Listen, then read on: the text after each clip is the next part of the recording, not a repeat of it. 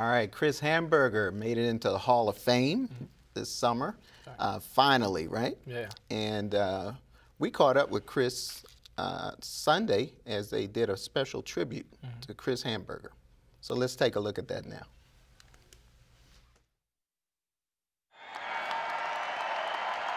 I'm slightly embarrassed that I'm in the Hall of Fame. I'm thrilled to death, and I'm very respectful of the Hall of Fame.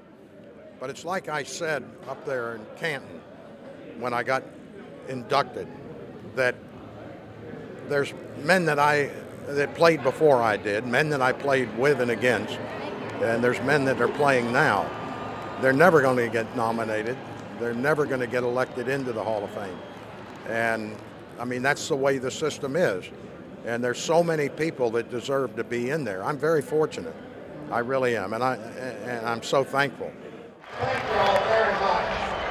And I'd like to thank all the folks at the Hall of Fame. Deserve. Chris is always a good friend of mine, and you know, he was always kind of quiet, but we got along. He was on the other side. I had Jack on my side, but even when Jack left, Chris had to take the job of running the defense, and that meant he had to call all the defenses, and he worked with George, and that required a whole lot more time and to work with George, because you had to beat George on the field in a way. Tremendous quickness, and he could fill a hole faster than most people could do it, and just was a great student of the game. And I told you, I think a lot of that had to do with Sam Huff. He can anticipate the plays.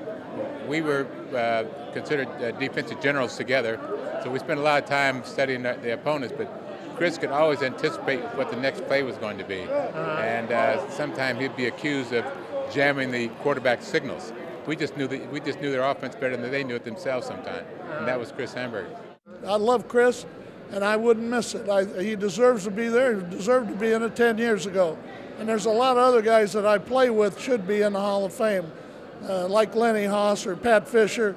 I'd like to see them get a little recognition and get in there.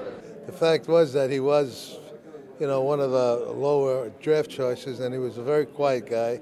He didn't try to be tough or anything until when we started scrimmaging. We found out he was a tough linebacker. And I give a lot of the credit in the beginning to Huff and Len Horst, who was his roommate, because he was a very, very quiet guy, but his fundamentals were taught, and he just became a great linebacker. My philosophy's been, I don't care what I'm going to do. I'm going to try to do it to the best of my ability. If it works out, fine. I'll keep doing whatever I'm doing that way with that attitude. But if it doesn't work out, I'll find something else. So I went to that first training camp just to do the very best that I could and do it all the time and just see what happens. And I got lucky. And a lot of it is luck. There are a lot of guys that could play in the National Football League that just don't apply themselves like they should when they get the chance to do it. And there's a lot of them that will never get the chance. And that's the unfortunate thing in life. But when the opportunity's there, you just got to take advantage of it to the best of your ability.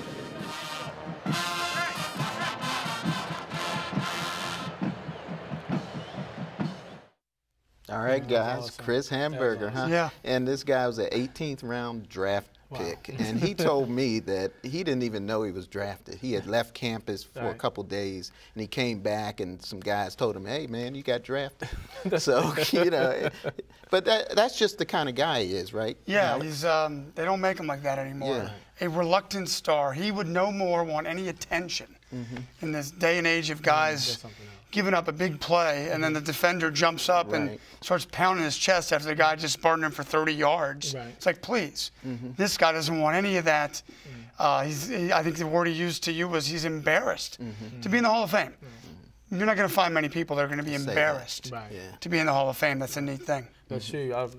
I met him brief at the Hall of Fame, on ceremony this past summer, and I tell you, it was an honor then. We really didn't get a chance to really talk to him, but just to see how gracious he was at that moment, and to know that he was really the first thinking linebacker in the NFL. How he would review tapes, and the late great George Allen would call him at night, just to see, you know, what his mindset with the opponent they had to face on Sunday, and for him to not get the type of credit like the Dick Buckuses and the Ray Nipskis and the Ray Lewis. He was that first guy that studied that team, this opponent, so that his teammates will go out there and be prepared on Sundays, and it's a shame that he's not noticed for that. Yeah, and you said he's living in South Carolina now. Yeah, I would try, as he was getting ready to go into the Hall of Fame, I tried to line up an interview for ABC 7. Right. I call the number, he picks up the phone. Hello, Chris? Yeah, this is me.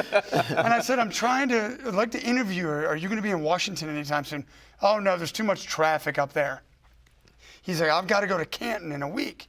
I said, well, it probably won't work out. And he said, I could tell that he felt bad that somehow he couldn't help me out in interviewing him. Yeah. Those people don't exist. Yeah, no, not at all. So, no, it's much deserved. And I like what he said about Larry Brown and Len Hoss and a lot of Redskins. Right, and Pat Fisher. Joe Jacoby, who was not his era, he was after that. Russ Grimm is in. I don't know how you have Russ Grimm in and not Joe Jacoby, but of course that's probably another sideline report. Man, that sounds like that's well, you right I tell there. you, we're going to have Larry Brown on in a few more weeks, so he can talk. He can probably address some of that, right? How about Fisher? I'll try to get him. Maybe Alex can get him for us. We'll get Pat Fisher. We'll work on it. I can't wait to meet that man. All right, well, number 55 in the Hall of Fame, and we're going to take a break, but when we come back, we're going to talk about number 18, right? The current number 18, Terrence Austin. So we're going to take a break, and we'll be right back with more Sideline Report with Alex Parker and Barry Barnes. Don't go away.